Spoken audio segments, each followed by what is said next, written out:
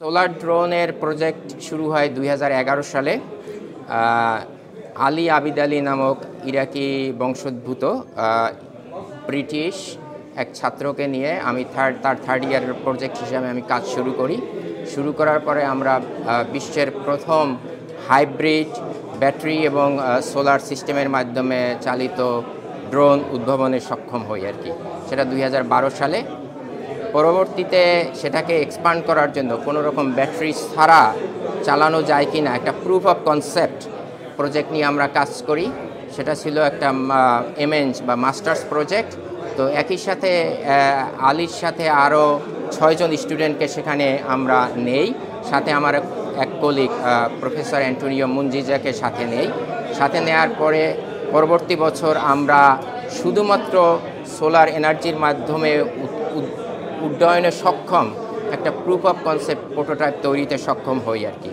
সেটা খুব কোনো ব্যাটারি ছাড়া জাস্ট উড্ডয়নে সক্ষম, সেটা আমরা প্রমাণ করতে সক্ষম হয়েছি। সেই প্রজেক্টের ধারাবাহিকতায় আমি আরও 2 জন পিএইচডি গবেষককে নিয়োগ দিতে সক্ষম হই, তার মধ্যে একজন নাইজেরিয়ান আর আলী আবিদ আলী। তো নাইজেরিয়ান ওর নাম হলো স্টিভেন আগা।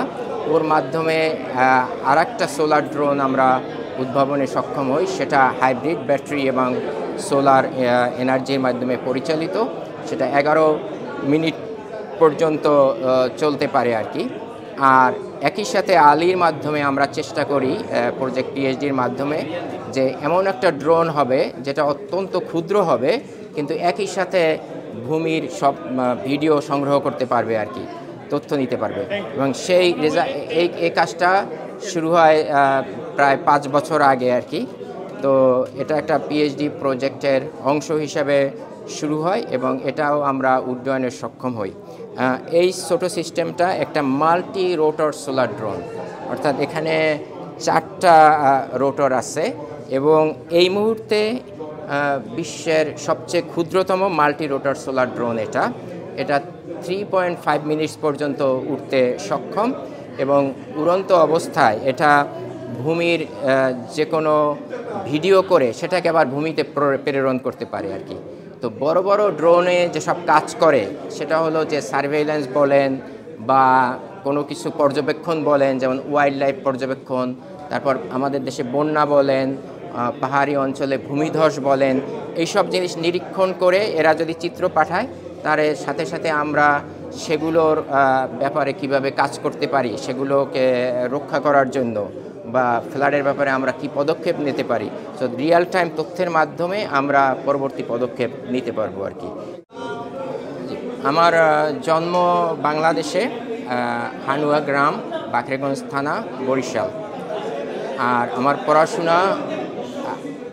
প্রাথমিক পড়াশোনা হানুয়া মতিজান প্রাথমিক বিদ্যালয় এবং হানুয়া মতিজান উচ্চ বিদ্যালয়ে কিছুদিন পড়াশোনা করার পরে আমি বরিশাল ক্যাডেট কলেজে ভর্তি হয়েছি এবং সেখান থেকে আমি এসএসসি এবং এইচএসসি পাশ করেছি। তো 2 পরীক্ষায় আমি তৎকালীন যশোর বোর্ডের সম্মিলিত মেধা তালিকায় 3য় হয়েছিলাম। এরপরে আমি ঢাকা ইউনিভার্সিটিতে অ্যাপ্লাইড ফিজিক্স অ্যান্ড ইলেকট্রনিক্স ডিপার্টমেন্টে ভর্তি হয়েছি। সেখান থেকে অনার্স এবং মাস্টার্স কমপ্লিট করেছি। 2টো পরীক্ষায় আমি প্রথম শ্রেণীতে প্রথম স্থান অধিকার করেছিলাম।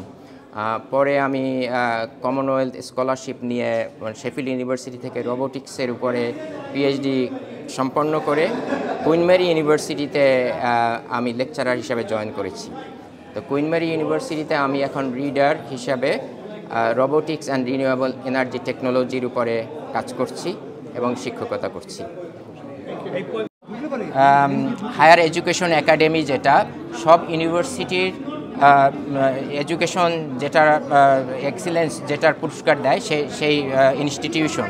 তো যেভাবে হয় আর কি, প্রতি ইউনিভার্সিটি থেকে সবচেয়ে বেস্ট টিচার, যারা সবচেয়ে ভালো excellence in terms of teaching and delivery of teaching, এই যারা এক্সিলেন্ট পারফর্ম করে প্রতি ইউনিভার্সিটি থেকে 3 জনের নাম পাঠানো হয়। তো সারা ইউকে থেকে সব ইউনিভার্সিটি থেকে সব 3 জন করে নিয়ে হায়ার এডুকেশন একাডেমি 55 জনকে প্রতি বছর দেয় আর কি।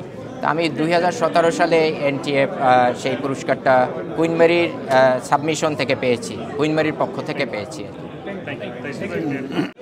লন্ডন বাংলা প্রেস ক্লাবের পক্ষ থেকে আমরা ডক্টর হাসান শহীদের সম্মানে যে inspiring evening with doctor Hasan Shahid যে আয়োজনটা করলাম, এটার মূল উদ্দেশ্য হচ্ছে উনি একজন নিভৃতচারী মানুষ, গবেষক, একাডেমিক, এবং কুইন মেরি ইউনিভার্সিটিতেই একাডেমিক হিসেবে যিনি যে পুরস্কারটা পেয়েছেন প্রফেসর, অ্যাসোসিয়েট প্রফেসর হিসেবে, একজন লেকচারার হিসেবে, এটা হচ্ছে একটা সর্বোচ্চ পুরস্কার এবং বাংলাদেশি অরিজিন অন্যান্য ইউনিভার্সিটিতে যারা আছেন তাদের মধ্যে থেকে তিনি প্রথম এই ধরনের একটা একাডেমিক পুরস্কারও পেয়েছেন। আর আমরা শহীদ ভাই একজন ব্রিটিশ বাংলাদেশি বিজ্ঞানী, তিনি আমাদের কমিউনিটির গর্ব, তিনি আমাদের বাংলাদেশের গর্ব।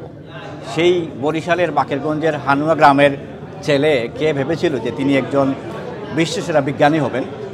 আজকে আমরা তার জন্য গর্বিত।